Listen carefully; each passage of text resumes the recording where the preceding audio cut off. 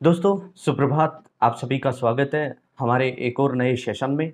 और इस वाले सत्र में हम आपको बताएंगे कि जो लोकतांत्रिक व्यवस्था होती है, भारत में संसदीय लोकतांत्रिक व्यवस्था है, इसमें विभिन्न प्रशासनिक अधिकारियों का चयन प्रशासनिक सेवा परीक्षाओं के माध्यम से किया जाता है। और इस दौरान जब उनका चयन होता है तो वे अफसर विभिन्न विभागों में जाकर एक जिम्मेदार व्यक्ति नागरिक के रूप में अपनी जिम्मेदारियों का वहन करते हैं। साथ ही साथ वे राज्य सरकार और केंद्र सरकार की लोक कल्याणकारी योजनाओं को आम जनता के बीच लेकर जाते हैं और उनका जमीन पर यानी कि धरातल पर प्रतिफलन करते हैं। तो जो प्रशासनिक अधिकारी होते हैं वे विभिन्न विभागों का न केवल कल्याणकारी योजनाओं का इम्प्लीमेंटेशन करते हैं, बल्कि साथ ही साथ वे विभिन्न विभागों के बीच अन्य दूसरे अपने अधीनस्थ और उच्चस्थ अधिकारियों के बीच तालमेल और सामंजस्य का कार्य करते हैं। लेकिन क्या एक प्रशासनिक अधिकारी शुरुआत में जब उसका चयन होता है, प्रिलिमिनरी, मेंस और इंटरव्यू के पश्चात, तो वह विभाग में जाकर के अचानक से क्या जिम्मेदारियों का वहन कर पाएगा? इसके लिए उसे चयन होने के उपरांत विभिन्न प्रशिक्षणों के माध्यम से गुजरना होता है। फील्ड पोस्टिंग देने से पूर्व उसको फील्ड में अभ्यास के लिए भेजा जाता है। वहाँ पर उनसे विभिन्न प्रकार की रिपोर्ट्स बनवाई जाती हैं। लेकिन इन सब चीज़ों के अलावा यानी कि परीक्षा, चयन और उसके बाद में ट्रेनिंग और फील्ड ट्रेनिंग, इन चारों चीज़ों के अलावा भी कुछ मूलभूत नैतिक जिम्मेदारियां एक प्रशासनिक अधिकारी में होनी चाहिए। एक प्रशासनिक अधिकारी में वो सारी चीज़ें होनी चाहिए जो उसे सबसे अलग करती हैं, जुदा करती हैं और जिनके दम पर वह वास्तविकता में अपनी प्रशासनिक जिम्मेदारियों का वहन करने में कामयाब हो सकता है। तो ऐसी कौन कौन सी उसमें गुण होने चाहिए, ऐसी कौन कौन सी विशेषताएं होनी चाहिए ताकि वह प्रशासनिक अधिकारी अपने विभाग को अच्छे से संभाल सके, जनता के प्रति जो उसके दायित्व हैं उनका अच्छे से वहन कर सके, जो अधिकार हैं जनता के उनकी रक्षा कर सके और राज्य सरकार को अच्छा फीडबैक दे सके। तो इसके लिए हम इस वाले चैप्टर में आपको ये सारी चीज़ें बताएंगे कि एक लोकतांत्रिक व्यवस्था में प्रशासनिक अधिकारी में कौन कौन सी विशेषताएं होनी चाहिए, ऐसे कौन से उसमें गुण होने चाहिए, कौन सी मेरिट्स होनी चाहिए जो निहायत ही जरूरी होती है। तो लोकतांत्रिक व्यवस्था में प्रशासनिक अधिकारी के गुण, इसको पढ़ते हैं। सबसे पहली जो प्रशासनिक अधिकारी होता है, आरएएस होता है या आरपीएस होता है या अन्य दूसरे जो अधिकारी होते हैं, आरटीएस होता है, तहसीलदार सेवा का अधिकारी, तहसीलदार होता है। उनके अंदर पहला तो प्रशासनिक अधिकारी के अंदर सबसे पहला गुण होना चाहिए सकारात्मक प्रवृत्ति, यानी कि पॉजिटिव एटीट्यूड। एक प्रशासनिक अधिकारी को हर वक्त पॉजिटिव एटीट्यूड के साथ कार्य करना चाहिए, यानी कि उसकी दैनिक दिनचर्या इस प्रकार की होनी चाहिए कि वह अपना कार्य करते समय, चाहे अपने ऑफिस में हो, चाहे फील्ड में हो, चाहे आम जनता के बीच हो या किसी निरीक्षण अथवा पर्यवेक्षण के दौरान वह काम कर रहे हों, इस दौरान उनमें हर वक्त पॉजिटिव एटीट्यूड होना चाहिए। और पॉजिटिव एटीट्यूड का ये फल मिलता है कि वे जो परिणाम होता है, जिस साध्य को वो पाना चाहते हैं, उसमें सफल होते हैं। दूसरा है ज्ञानशीलता। एक प्रशासनिक अधिकारी में नॉलेज पावर अवश्य रूप से होनी चाहिए। अगर आप में ज्ञान है तो ज्ञान के साथ साथ आप में समझ भी होनी चाहिए, अंडरस्टैंडिंग, यानी कि understanding is much powerful than knowledge. ज्ञान तो बहुत लोगों में होता है, लेकिन ये एक बेहद जरूरी तत्व है जो एक प्रशासनिक अधिकारी में होता है। जब उसमें ज्ञान होगा तो ज्ञान के आधार पर ही तो वह परीक्षा पास करके एक प्रशासनिक अधिकारी के पद पर पहुंचेगा। लेकिन इस दौरान उसे अपने ज्ञान को सतत रूप से बरकरार रखना है और साथ ही साथ उसे समझ का होना भी जरूरी है। नेक्स्ट है ईमानदारी, यानी कि ऑनेस्टी। आपके अंदर ये परमशील तत्व होता है। आप आम जीवन के अंदर भी अगर होते हैं तो भी आप में ईमानदारी होनी चाहिए, लेकिन जब आप एक प्रशासनिक अधिकारी के पद पर यानी कि एक जिम्मेदार पद के ऊपर जब कार्य कर रहे हैं तो आप में यह तत्व बेहद खास होता है, बहुत बेहद जरूरी होता है। इसलिए आप में ईमानदारी होनी चाहिए।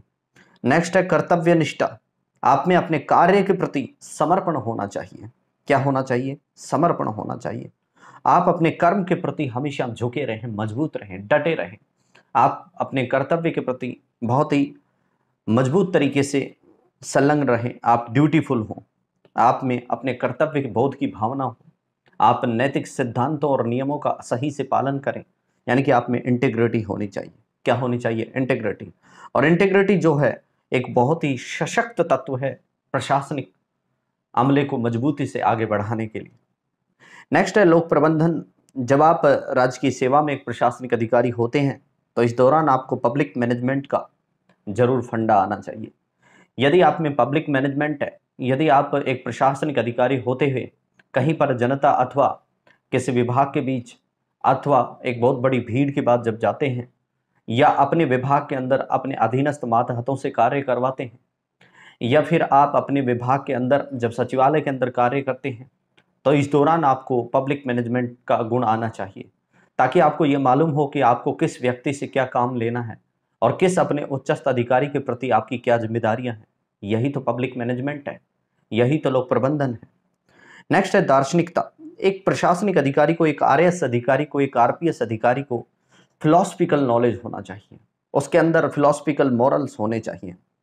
ऐसे मोरल्स हो, ऐसी वैल्यू हो जिसके दम पर वह आसानी से किसी भी कार्य को करने से पूर्व मनन कर सके, चिंतन कर सके, और उस चिंतन मनन से जो आत्म प्रत्यय की आवाज होती है वह इस बात का द्योतक होता है कि आपकी सफलता आपके नजदीक है, यानी कि आप अपने जो निश्चित उद्देश्य हैं उनकी पूर्ति करने में सक्षम होते हैं, कामयाब होते हैं। नेक्स्ट गुण होता है प्रशासनिक अधिकारी का त्वरित कार्रवाई। मान लीजिए आप एक आरएएस अफसर हैं, यानी कि आप एक एसडीएम हैं और आप किसी उपखंड स्तर पर कार्यरत हैं। आपको मालूम चलता है, अचानक से आपके पास फोन आता है कि कहीं पर बहुत बड़ा एक्सीडेंट हुआ है। अब यूं तो आप आमतौर पर यह सोचेंगे कि वहां एम्बुलेंस पहुंचेगी, एक गैर जिम्मेदार नागरिक होंगे तो, लेकिन जब आप एक प्रशासनिक अधिकारी होते हैं, एक आरएएस अधिकारी होते हैं, तो आपके ऊपर अपने उपखंड की जिम्मेदारी होती है। आप अपने उपखंड के कलेक्टर होते हैं, यानी कि उप जिला कलेक्टर होते हैं। इस दौरान आपको त्वरित कार्रवाई करनी चाहिए, यानी कि आप संबंधित विभाग को इतला करेंगे। साथ ही साथ आपका जहां से फोन आपको प्राप्त हुआ है वहां पर आप उन लोगों को परसीव करेंगे, समझाएंगे कि आपके पास बहुत जल्दी सेवा जो सुगमता है वो पहुंच रही है, या सहायता के लिए जो भी संबंधित विभाग की जो भी गाड़ियां हैं, क्रेन है अथवा मेडिकल फैसिलिटीज हैं या हॉस्पिटल संबंधी कोई काम है, तो उनका आप त्वरित आधार पर समाधान करने के लिए रास्ता खोजेंगे, यानी कि क्विक डिस्पोजल। आपको अपने किसी भी कार्य के अंदर शीघ्रता से निर्णय लेते हुए उसका सही से निष्पादन करना आना चाहिए। नेक्स्ट है पेशेवर कौशल, यानी कि आप प्रोफेशनल स्किल्स आप में होनी चाहिए। आप आरएएस परीक्षा को पास करने के बाद में जब एक राज्य सेवा के अधिकारी बनते हैं अथवा अधीनस्थ सेवा के अधिकारी बनते हैं, तो आप जिस पेशे में हैं, जिस जॉब में हैं, उसके स्किल्स से आप अच्छे से रूबरू होने चाहिए कि आप जिस पद पर कार्य कर रहे हैं क्या वास्तव में आप उसके अनुरूप कार्य कर रहे हैं, क्या आप उस पद की गरिमा को अच्छे से समझते हैं। ये सारी चीजें आप में मौजूद होनी चाहिए। नेक्स्ट है प्रेस मीडिया प्रबंधन। आप जानते हैं कि दैनिक जीवन के अंदर जब एक आरएएस अधिकारी कार्य करता है, स्टेट पीसीएस अधिकारी जब कार्य करता है, तो इस दौरान उसे बहुत सारे प्रेस के मीडिया साथियों को जवाब देना पड़ता है। बहुत सारी सरकारी योजनाएं होती हैं, बहुत सारी ऐसे घटनाएं होती हैं आपके दैनिक जीवन में जिनसे या जिनको आम जनता तक पहुंचाने के लिए या उनका निराकरण करने के लिए या उसमें संबंधित सूचना प्रदान करने के लिए आपको मीडिया के साथ में तालमेल बनाना पड़ता है। तो प्रेस मीडिया प्रबंधन करना पड़ता है और ये प्रेस मीडिया मैनेजमेंट आपको अच्छे से आना चाहिए, यानी कि आप जो बाइट दें प्रेस मीडिया के साथियों को, वह आपकी सारगर्भित, नपीतुली और सटीक होनी चाहिए और परिणामोन्मुखी होनी चाहिए, रिजल्ट ओरिएंटेड होनी चाहिए। नेक्स्ट है स्पष्ट लक्ष्य और उद्देश्य, यानी कि आप जब अपने पद पर कार्य कर रहे हैं तो इस दौरान उस पद का जो इकबाल है उसको आपको बुलंद रखना है। आपके जो उद्देश्य हैं, आपके जो पर्पज हैं वो स्पष्ट होने चाहिए कि मैं एक प्रशासनिक अधिकारी होने के नाते डिपार्टमेंट के अंदर मेरे ये उद्देश्य हैं, मैं आम जनता के लिए, मुझे सरकार ने अथवा लोक सेवा आयोग ने चुना है, तो मैं लोक सेवा यानी जनता की सेवा के अंदर तत्पर हूं। तो मेरे उद्देश्य क्या हैं कि मैं अपने प्रशासनिक अधिकारी के जीवन काल के दौरान किन उद्देश्यों की प्राप्ति करना चाहता हूं और जिस लक्ष्य पर पहुंचना चाहता हूं, जिस साध्य की प्राप्ति करना चाहता हूं, उसके लिए मुझे छोटे छोटे उद्देश्य बनाने हैं, उसके लिए मुझे छोटे छोटे एम बनाने हैं, उसके लिए मुझे छोटे छोटे साधनों को अपनाना है और फिर साधनों के माध्यम से मुझे साध्य की प्राप्ति करनी है। नेक्स्ट है व्यक्तित्व की कार्यशैली। एक आपकी वर्किंग स्टाइल जो होती है वह आम जनता के अंदर ऐसा संदेश देनी चाहिए ताकि जनता को लगे कि आप वास्तव में एक प्रशासनिक अधिकारी में मजबूती से एक उस व्यक्तित्व को पकड़े हुए हैं जिसकी वास्तव में दरकार होती है। यानी कि आपकी वर्किंग स्टाइल बहुत फटाफट वाली होनी चाहिए, जिसमें आप शीघ्रता से निर्णय लें, मजबूती से निर्णय लें, सही और सटीक निर्णय लें, और फिर जो कार्य करना है उसका सही से क्रियान्वयन करें। नेक्स्ट है कर्म की प्रधानता, यानी कि आप अपने कामों के प्रति ड्यूटीफुल हों, डिलीजेंट हों, ईमानदार हों। जिस कार्य को कर रहे हैं उसमें आप अपनी पूर्ण निष्ठा झोंक दें, आप पूर्ण सत्य निष्ठा के साथ कार्य करें, जिससे कि सही से उसका परिणाम हमें प्राप्त हो सके। नेक्स्ट होता है महत्वाकांक्षी, आपको पैशनेट होना जरूरी है। आप जब राजस्थान प्रशासनिक सेवा, राजस्थान पुलिस सेवा, राजस्थान लेखा सेवा, राजस्थान उद्योग सेवा, राजस्थान आबकारी सेवा, राजस्थान रसद सेवा, ये जो सारे डिपार्टमेंट्स होते हैं, इनमें जब आप कार्य कर रहे होते हैं तो आपका जो जनता के साथ जो तालमेल है, क्योंकि आप जनता के साथ प्रत्यक्ष रूप से रूबरू होते हैं, विभिन्न विभागों का आप सही से मैनेजमेंट करने के लिए नियुक्त किए जाते हैं। जो अधिकारी जिस सेवा के अंदर चयनित होता है, उसे विभाग के अंदर विभिन्न जो कर्मचारी होते हैं, जो सेवी वर्ग होता है, उनका सही से लोक प्रबंधन करना पड़ता है। उनमें आपस में आपको सहयोग, कोरिलेशन, सह सामंजस्य की भावना का विकास करना होता है। इसलिए आप हर वक्त पैशनेट रहें ताकि आप अपने लक्ष्य तक आसानी से पहुंच सकें। नेक्स्ट होता है भावनात्मक बुद्धिमती, यानी कि आपके अंदर इमोशनल इंटेलिजेंस का तत्व होना बेहद जरूरी है। एक प्रशासनिक अधिकारी से अपेक्षा की जाती है कि उसमें इमोशनल इंटेलिजेंस हो, और यह सिद्धांत इमोशनल इंटेलिजेंस का है, यह डेनियल गोलमैन ने दिया था। प्रसिद्ध साइकोलॉजिस्ट डेनियल गोलमैन, जिन्होंने ईक्यू का सिद्धांत दिया था। और ईक्यू का मतलब होता है कि आप दूसरे की समस्या को सुने और उस समस्या को सुनकर एक ऐसा सिद्धांत बनाएं कि काश ये समस्या मेरे साथ होती तो मैं क्या करता। और यदि आप में ये गुण आ गया, भावनात्मक बुद्धि वाला, बुद्धि लब्धि वाला, कि अमुक व्यक्ति की जो आपके सामने पेश होता है उसकी यह समस्या है, जो आपके सामने प्रत्यक्ष अथवा परोक्ष रूप से पहुंचती है वह समस्या, यदि आप उस समस्या को अपने दिल से लेकर के समझेंगे तो समझ लीजिए आपका जो निर्णय होगा वो भावनात्मक बुद्धि लब्धि के अनुसार बिल्कुल सटीक और सही होगा, और आप समस्याओं का सही से निराकरण कर सकेंगे। नेक्स्ट है सरकारी चेहरा, गवर्नमेंट फेस। जब आप अपने पद के ऊपर कार्य कर रहे हैं, जिस भी सेवा के अंदर, राजस्थान प्रशासनिक सेवाओं में, इस दौरान आपकी कार्यशैली ऐसी होनी चाहिए कि आप चाहे ऑफिस में हो, चाहे फील्ड में हो, चाहे आम जनता के बीच हो, या कहीं पर निरीक्षण पर गए हो, किसी दौरे पर हो, या प्रोटोकॉल में हो, इस दौरान ये लगे कि आप वास्तव में गवर्नमेंट के प्रतिनिधि हैं, आप सरकार के प्रतिनिधि हैं। आप जो भी काम करेंगे वह निश्चित रूप से सरकार तक पहुंचेगा, या सरकार की जो भी नीतियां हैं उनको धरातल पर लागू करने में आप निश्चित रूप से वह एकमात्र शानदार किरदार हैं।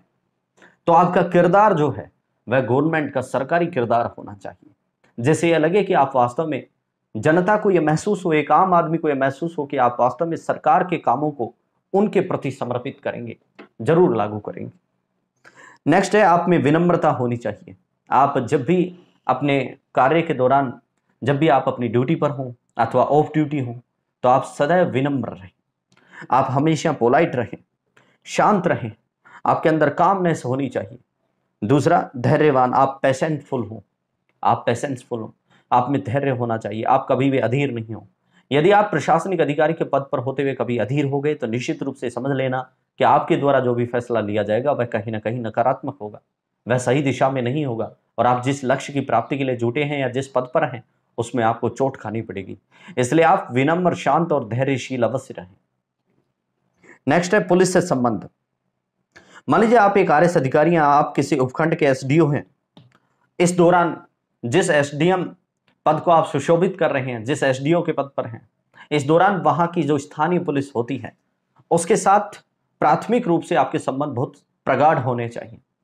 क्योंकि इसमें क्या होगा, किसी भी आपदा की स्थिति में या किसी भी संकट की स्थिति में या किसी भी प्रोटोकॉल रिक्वायरमेंट के समय आपकी तरफ उम्मीद भरी निगाहों से राजनेताओं के द्वारा, क्योंकि वे जनता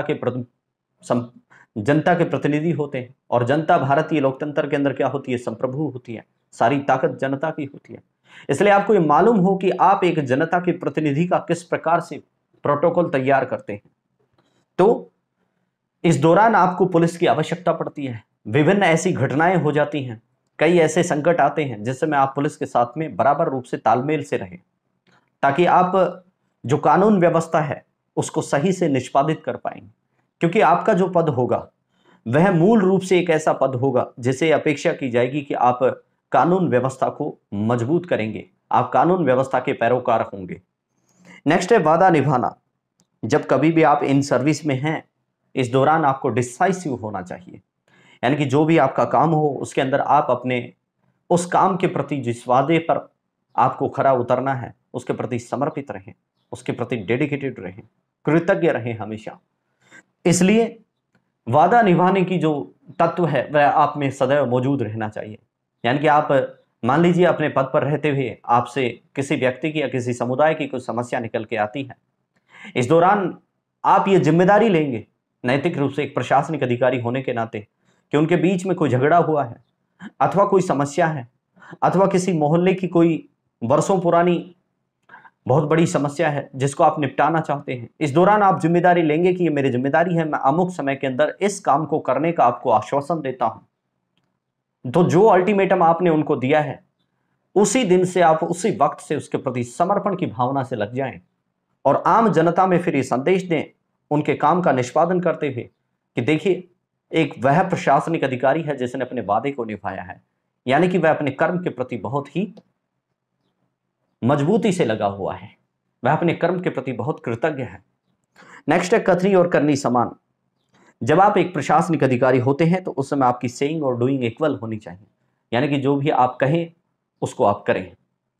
यदि आप में यह भावना आ जाती है कथनी और करनी के समान होने की, तो आप निश्चित रूप से एक अच्छे नेतृत्वशाली होंगे, यानी कि आप में नेतृत्व के गुण बहुत बेहतर होंगे। साथ ही साथ आपको कहीं भी नकारात्मकता का या गलत निर्णयों के आधार पर प्राप्त हुए गलत उद्देश्यों का सामना नहीं करना पड़ेगा। इसलिए जब आप राजस्थान लोक सेवा आयोग के द्वारा या किसी अन्य दूसरे राज्यों की लोक सेवा आयोग के द्वारा आयोजित प्रशासनिक अधिकारियों के पदों पर जब आप जाएंगे तो आप में ये सभी मूल गुण अवश्य रूप से होने चाहिए। यदि ये सकारात्मक गुण आप में विद्यमान है तो आप निश्चित रूप से एक इस प्रकार का प्रशासनिक अधिकारी होंगे, इस प्रकार के प्रशासनिक अधिकारी होंगे जिससे यह संदेश जाएगा समाज में कि वास्तव में वह व्यक्ति या अमुक अधिकारी जो आम जनता का अधिकारी है। जनता यूं ही किसी को अपना अधिकारी नहीं कहते, इसके लिए आपको कुछ कर दिखाना होता है और वह सब कर दिखाने के लिए आपको न केवल सरकार की नीति जो होती हैं, जो योजनाएं होती हैं, उनको धरातल पर उतारना पड़ता है। केवल मात्र आप आरपीएससी या अन्य किसी भी पीसीएस के द्वारा आयोजित परीक्षा को पास करके अफसर बन जाने से आप अधिकारी नहीं बन जाते हैं, वह कागजों में अधिकारी होते हैं। लेकिन जनता का अधिकारी होने के लिए आप में अगर ये गुण है तो निश्चित रूप से आप एक बेहतर लोक प्रबंधन और बेहतर प्रशासनिक जिम्मेदारी के साथ बहुत शानदार तरीके से अपने लक्ष्यों की प्राप्ति करेंगे। उम्मीद है कि आप इन सब चीजों को ध्यान में रखते हुए अपने कार्य के प्रति कार्यशील रहेंगे, सजग रहेंगे और सतर्क रहेंगे और फिर आप जनता के अधिकारी कहलाएंगे। Thank you.